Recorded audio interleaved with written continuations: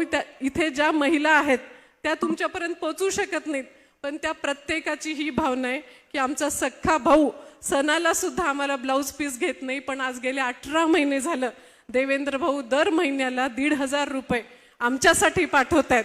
मी त्या प्रत्येक मायमाऊलीच्या त्यांच्या वतीने आपल्या देवाभाऊचे मी आभार मानू इच्छिते.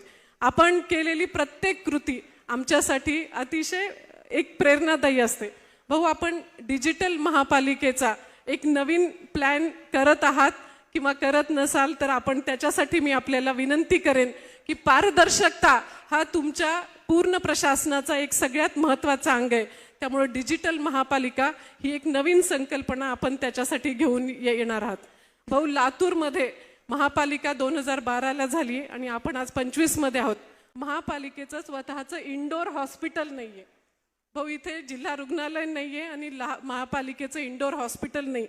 गोरगरीब जनतेने ज्यांनी निवडून आणण्याची जबाबदारी खांद्यावर घेतलेली आहे त्या जनतेला मात्र हॉस्पिटलसाठी अतिशय त्रास होतो. मी आपल्याला विनंती करू इच्छिते की आपण लातूरचं एक अद्ययावत असं 100 खाटांचं इंडोर हॉस्पिटल आपण आम्हाला लातूरकरांना भेट द्यावं, ही माझी आपल्याला विनंती राहील.